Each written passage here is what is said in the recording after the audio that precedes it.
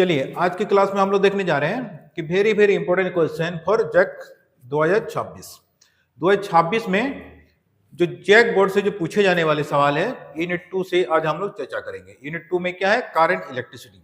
तो देखिए फिजिक्स 2026 में जैक बोर्ड से जो क्वेश्चन आने वाले हैं उसके बारे में आज हम लोग चर्चा करेंगे। यूनिट 2 वाला चैप्टर का नाम है करंट इलेक्ट्रिसिटी, मतलब विद्युत धारा। हिंदी में इसको क्या बोलते हैं, विद्युत धारा या धारा विद्युत।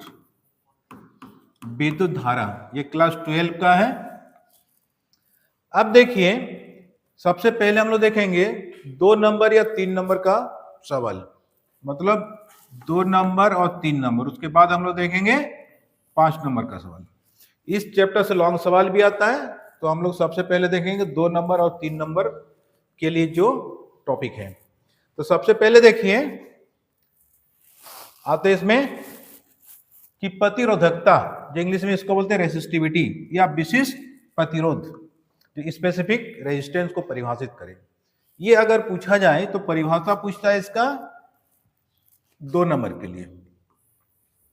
ये सवाल अगर पूछा जाए तो 2 नंबर के लिए ये सवाल पूछ सकता है। अगर इसके मात्रक का उल्लेख करें तो हो सकता है 3 नंबर के लिए भी ये डाल सकता है। अब चालकता, जो कंडक्टेंस तथा विशिष्ट चालकता, कंडक्टिविटी को परिभाषित करें, ये भी पूछा जाए तो ये 2 नंबर के लिए ये सवाल आ सकता है।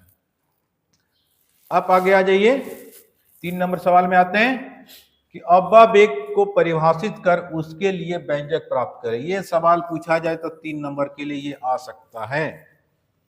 ये 3 मार्क्स के लिए क्वेश्चन वेरी वेरी इंपॉर्टेंट, अब्बा वेग वाला। और ये है फिर टेल पार्ट वाला, गतिशीलता को परिभाषित करे। हो सकता है ये परिभाषा डाल दिया टेल पार्ट में, किसी सवाल से ये ऐड कर दिया, तो 1 नंबर के लिए ये परिभाषा पूछता है गतिशीलता। इंग्लिश में इसको बोलते हैं मोबिलिटी, जो म्यू से इसको डिनोट करते हैं। अब आ जाइए ये सवाल वेरी वेरी इंपॉर्टेंट, अब्बा वेग तथा विद्युत धारा के मध्य संबंध स्थापित करें। अब इसका संबंध को दिखाना है, अब्बा वेग तथा विद्युत धारा के मध्य क्या संबंध है। बस ये सवाल जैक बोर्ड में बार बार ये पूछा जाता है, हर 2 साल बाद देखिएगा क्वेश्चन बैंक में ये पूछते रहता है। उसके बाद है अब्बा वेग के सिद्धांत के आधार पर ओम के नियम का व्युत्पन्न कीजिए। ये भी सवाल पूछा जाए तो 3 नंबर के लिए पूछ सकता है। ये भी सवाल वेरी वेरी इंपॉर्टेंट।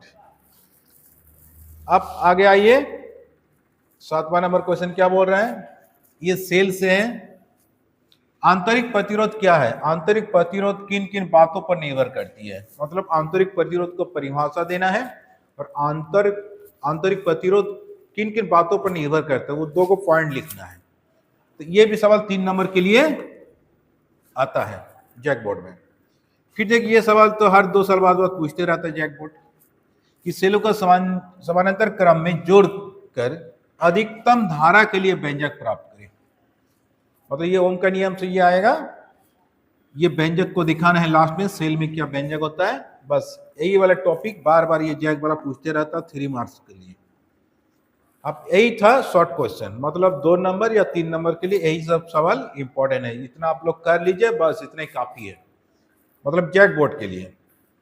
अब देखिए लॉन्ग सवाल क्या है कि लॉन्ग सवाल जो पूछता है जैक बोर्ड तो कहां से पूछता है वो भी आप लोग को थोड़ा बता देते हैं। देखिए लॉन्ग सवाल जो है, लॉन्ग क्वेश्चन,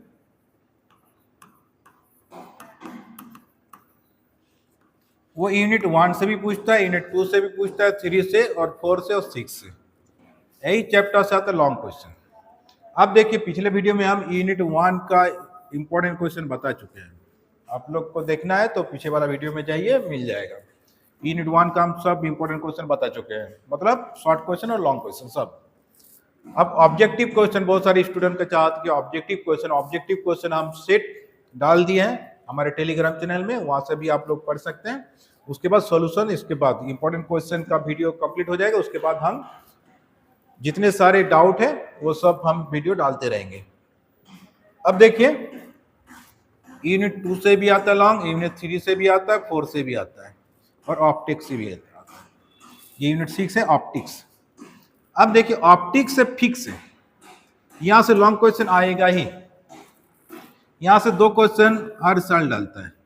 अगर 6 क्वेश्चन लॉन्ग में आएगा, 6 में 4 को लिखना है, तो 2 क्वेश्चन मिल जाएगा आपको ऑप्टिक्स से। अब फिर 6 क्वेश्चन में 2 क्वेश्चन ऑप्टिक्स से मिल गया, तो कितना बचा? 4 क्वेश्चन। 4 क्वेश्चन कहां से डालता है? ये 1 से 4 तक किसी भी 2 चैप्टर से ये डाल देगा। अगर मान के चलिए ये यूनिट 1 से 2 क्वेश्चन लिया और यूनिट 3 से लिया 2 क्वेश्चन, तो 4 क्वेश्चन हो गया। तो उस समय हो सकता है यूनिट 2 यूनिट 4 से नहीं भी आ सकता है। अगर यूनिट 2 से लिया 2 क्वेश्चन, यूनिट 4 से लिया 2 क्वेश्चन, ये ऐसा भी होता है। इसलिए इधर से यूनिट 1 से 4 तक आप लोग मान के चले 4 क्वेश्चन मिलेगा लॉन्ग क्वेश्चन में, इसलिए ये चारों यूनिट को फॉलो करना है। और ऑप्टिक्स से 2 क्वेश्चन फिक्स, ये हर साल डालता है। अगर 6 क्वेश्चन रहेगा लॉन्ग में, तो 2 क्वेश्चन ऑप्टिक्स से आता है। अब चलते हैं यूनिट 2 में लॉन्ग क्वेश्चन। आप आ जाइए, लॉन्ग क्वेश्चन पूछता 5 नंबर के लिए। ये 5 नंबर जो है, इसमें 6 क्वेश्चन डाला रहता है, इनमें से कोई 4 क्वेश्चन लिखना है।